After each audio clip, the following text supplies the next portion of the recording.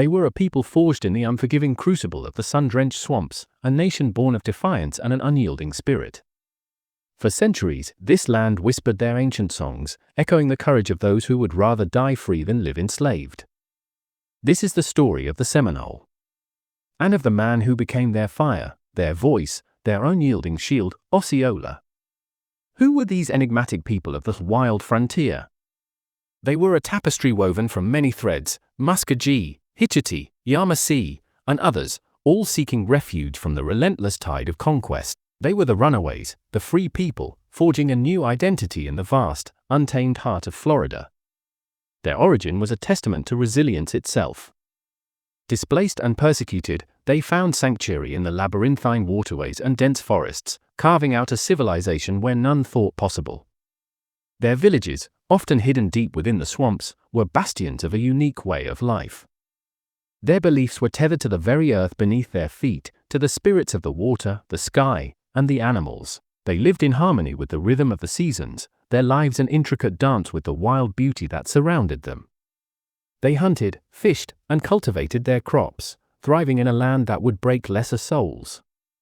What made the Seminole truly unique was not just their profound connection to the land, but their unyielding independence. They welcomed those who sought freedom, even enslaved Africans who had escaped the brutal plantations of the South. These black Seminoles became integral to their society, sharing their struggles, their lives, and their fierce determination. This bond, forged in mutual defiance, would become a powerful, unshakable force. But the whispers of expansion, of manifest destiny, grew louder. The burgeoning American nation cast its hungry gaze southward, coveting the fertile lands and strategic ports of Florida. Promises were made, then broken. Treaties were signed, then trampled underfoot. The shadow of betrayal loomed large.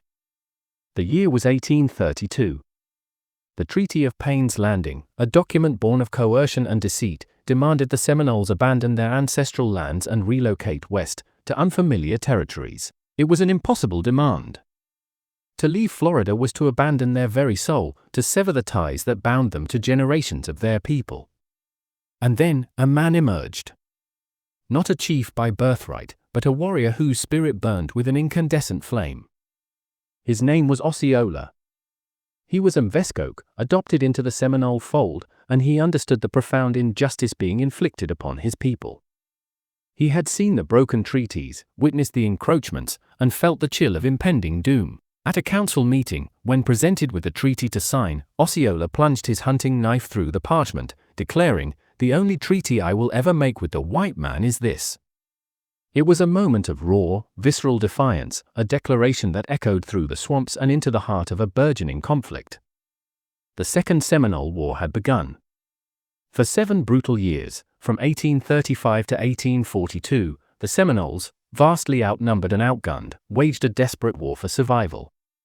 It was a war unlike any the American military had ever faced. The swamps became their allies, their impenetrable fortresses. They mastered the art of guerrilla warfare, striking swiftly and disappearing into the dense foliage. They knew every cypress island, every hidden path, every treacherous bog. The American forces, accustomed to conventional warfare, found themselves lost and demoralized in the suffocating humidity and relentless insect swarms. Osceola, though not the paramount chief, became the strategic mastermind, the rallying cry. His charisma, his courage, and his unwavering belief in freedom inspired his warriors to impossible acts of bravery. They ambushed supply lines, launched daring raids, and inflicted heavy casualties on their technologically superior foes.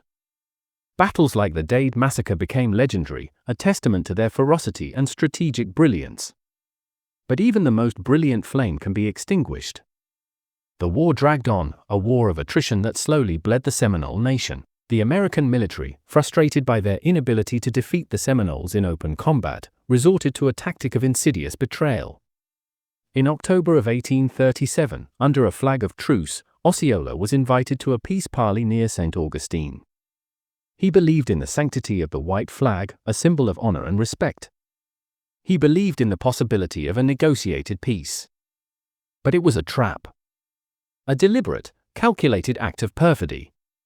As he approached, defenseless and trusting, Osceola was seized by American troops, his freedom ripped away in an instant. Imprisoned first at Fort Marion, then transferred to Fort Moultrie in Charleston, South Carolina, Osceola languished.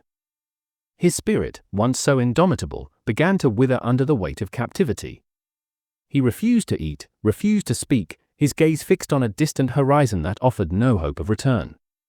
On January 30, 1838, barely 3 months after his capture, Osceola died, his spirit broken, his body ravaged by malaria and despair. He was just 34 years old.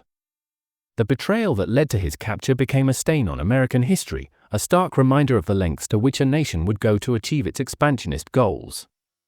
The Seminole War continued for 4 more years after his death, fueled by the same unyielding spirit Osceola embodied. They were never truly defeated, never officially surrendered. To this day, the Seminole tribe of Florida proudly proclaims, "We are the unconquered." Osceola's legacy is not just one of tragedy, but of an enduring defiance. He became a symbol of resistance against overwhelming odds, a testament to the human spirit's refusal to be broken. His name echoes through the cypress swamps, a whispered reminder that some fires, once lit, can never truly be extinguished. And as the mist rises from the Everglades, one cannot help but wonder, what secrets does the land still hold, of those who chose freedom, even unto death?